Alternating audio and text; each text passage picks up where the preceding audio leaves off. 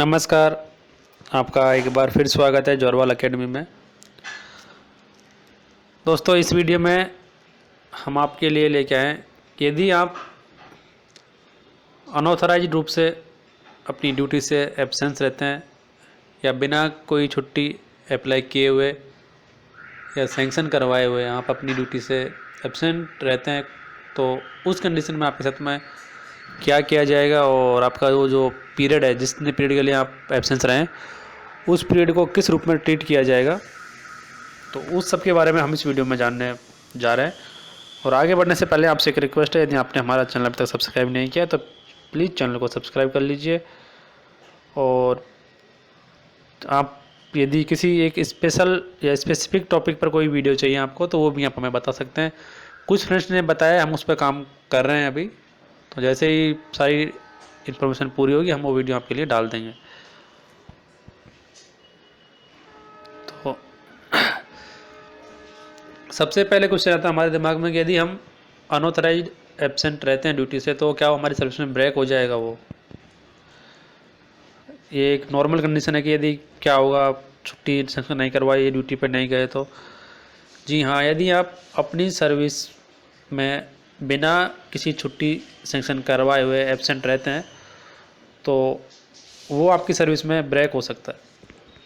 यानी आपकी जो पास्ट सर्विस है वो किसी भी बेनिफिट के लिए आपको मना की जा सकती है। तो देख लेते हैं क्या प्रोविज़न है इसके बारे में। यदि आप चाहकर अपनी ड्यूटी से एब्सेंट रहते हैं, तो वो जो पीरियड है जिस में आप एब्सेंट रहे और उसके लिए कोई छुट्टी आपको सैंक्शन नहीं की गई है, तो वो आपकी पीरियड में डाइस नॉन माना जाएगा। डाइस नॉन मीन्स यानी आपकी सर्विस में वो ब्रेक माना जाएगा यदि आप चाहकर एब्सेंट रहते हैं। और ये जो पीरियड है, जितना पीरियड के लिए आप 1 महीना, 2 महीना, 10 दिन या 1 दिन भी आपकी सर्विस में आप डाइस नॉन कर दिए गए हैं, तो वो जो पीरियड है वो आपको इंक्रीमेंट के लिए भी नहीं काउंट किया जाएगा, आपके लिए लीव भी काउंट नहीं किया जाएगा और पेंशन के लिए भी नहीं काउंट किया जाएगा।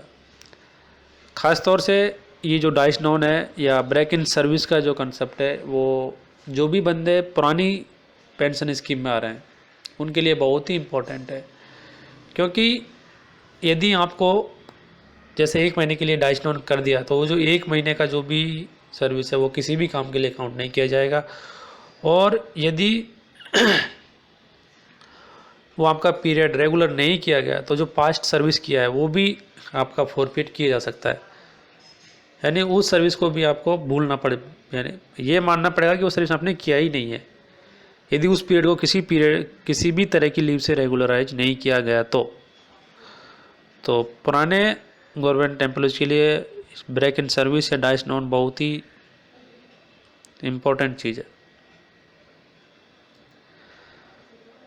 यदि आपकी जो अपॉइंटिंग अथॉरिटी है वो ये सोचे कि किसी रीजनेबल या श्योर किसी कारण से बंदा एब्सेंट रहा है, तो उस कंडीशन में वो जो आपका अनऑथराइज्ड एब्सेंस है उसको वो कंडोन कर सकती है। और कंडोन सिर्फ वो पेंशन पर्पज़ के लिए कर सकती है क्योंकि पेंशन एक ऐसी चीज़ है, यदि पेंशन केस में आपको डाइस नॉन कर दिया तो आपका पुराना सर्विस, जैसे मैं पहले बताया, वो पूरा भूल जाना पड़ेगा। वो सर्विस किया ना किया वो ना के बराबर है।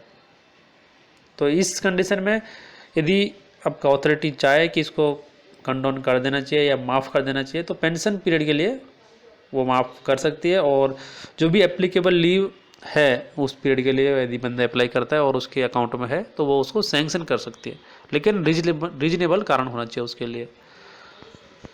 और यदि आपका जो अनऑथराइज एब्सेंस है वो आपका जो भी HPL अकाउंट है उसमें से कम किया जाएगा, और वो जो पीरियड है उसके लिए आपको कोई लीव सैलरी भी नहीं मिलेगी, यानी उस टाइम आपको सैलरी नहीं दी जाएगी जितना भी पीरियड के लिए आप हैं। और जो पीरियड है उसका आपका जो EAL और HPL है उसमें से कट करके, जैसे हर 6 महीने में हमारा अकाउंट में HPL और EAL क्रेडिट होती हैं, तो वो एक पोर्शन से कम कट करके आपके अकाउंट में क्रेडिट की जाएगी। और आपके यदि आप अनऑथराइज एब्सेंस रहते हैं तो आपके खिलाफ लीगल एक्शन भी लिया जा सकता है, डिसिप्लिनरी एक्शन भी लिया जा सकता है आपकी जो भी कंट्रोलिंग अथॉरिटी है उसके द्वारा, और आपके खिलाफ नोटिस भी इशू कर सकती है आपकी कंट्रोलिंग अथॉरिटी।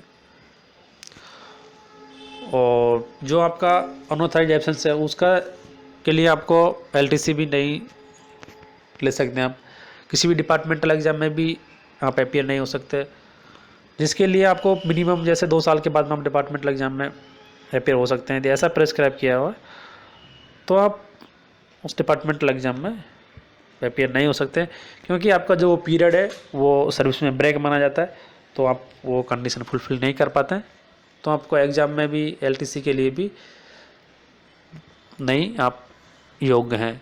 जैसे एलटीसी के लिए अभी 1 साल का मिनिमम सर्विस चाहिए, तो वो नहीं हो पाता, तो आपको एलटीसी भी नहीं मिलेगी। और तो ऐसे करके ये आप यदि अनऑथराइज सर्विस एब्सेंट रहते हैं आपकी सर्विस में तो उसको डाइस डाउन किया जाएगा और आपकी सर्विस में वो एक ब्रेक हो जाएगा। तो इसलिए अनऑथराइज एब्सेंस होने से सर्विस में बचें। यदि आपको किसी कारणवश एब्सेंट रहना है सर्विस में से तो प्रायर नोटिस आपकी जो भी कंट्रोलिंग अथॉरिटी है उसको दे देंगे तो अच्छा रहेगा।